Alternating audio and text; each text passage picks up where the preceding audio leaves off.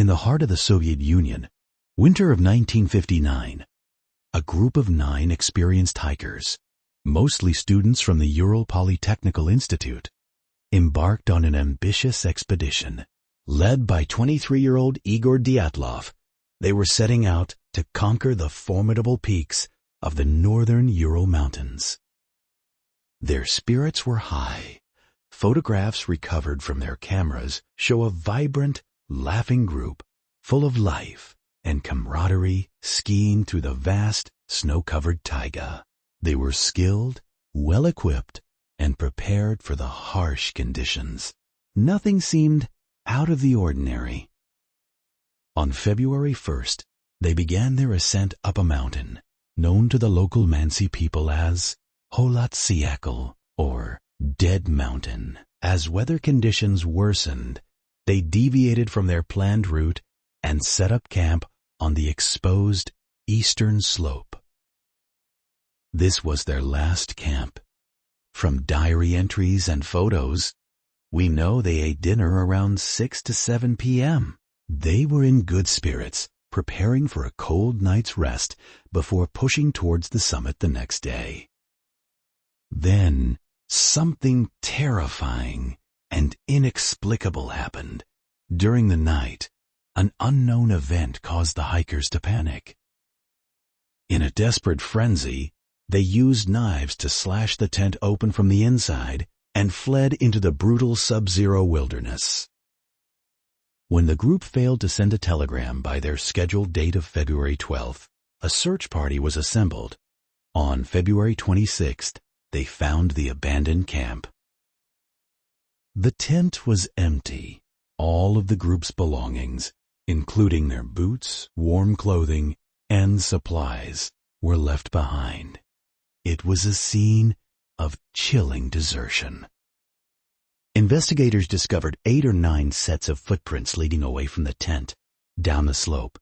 The prints were made by people who were barefoot, wearing only socks or a single boot. The tracks led for nearly a mile, down towards a sparse patch of woods at the edge of the tree line. There, under a giant Siberian cedar tree, the searchers made their first gruesome discovery. They found the bodies of Yuri Krivonishenko and Yuri Doroshenko. They were dressed only in their underwear, shoeless, their hands and feet frozen and raw.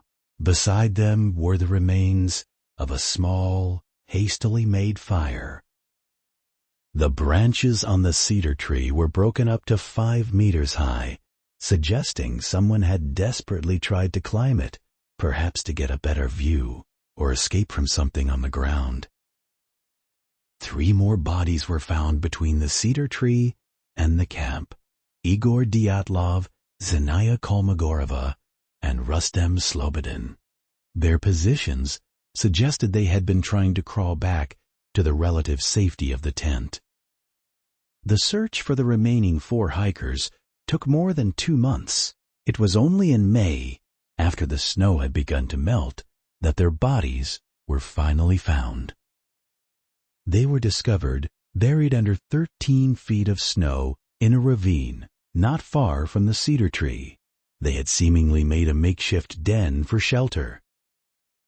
This final group, Nicholas Thibault Brignolel, Ludmila Dubinina, Alexander Kolevatov, and Semyon Zolotaryov, were better dressed than the others.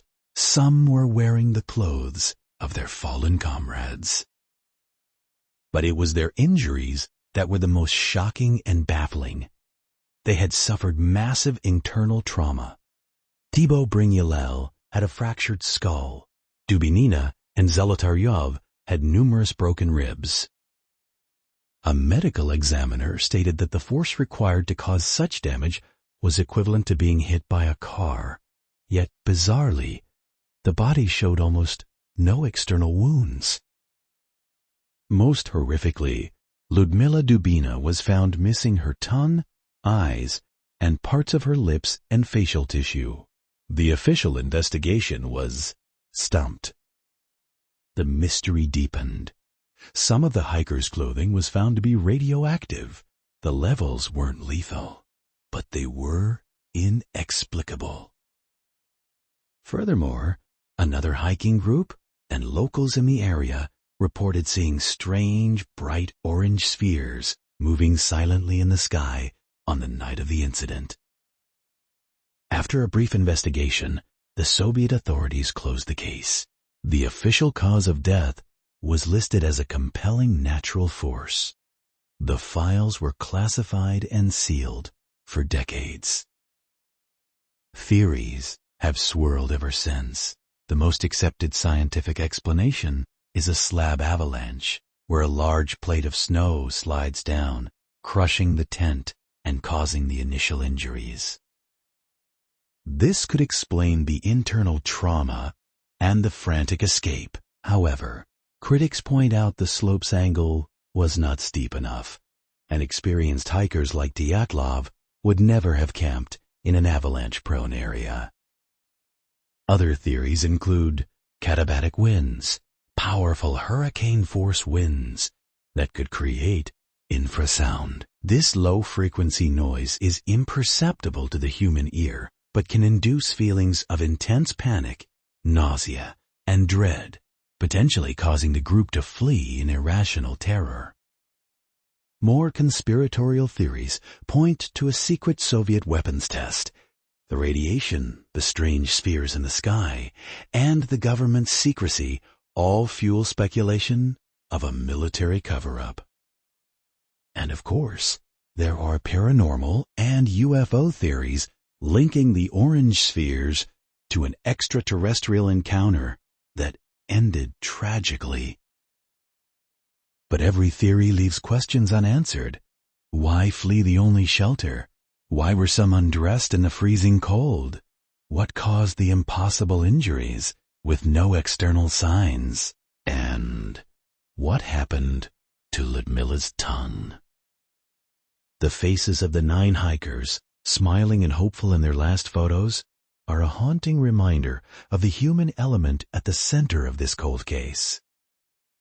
To this day, the pass where they perished bears their leader's name, Dyatlov Pass.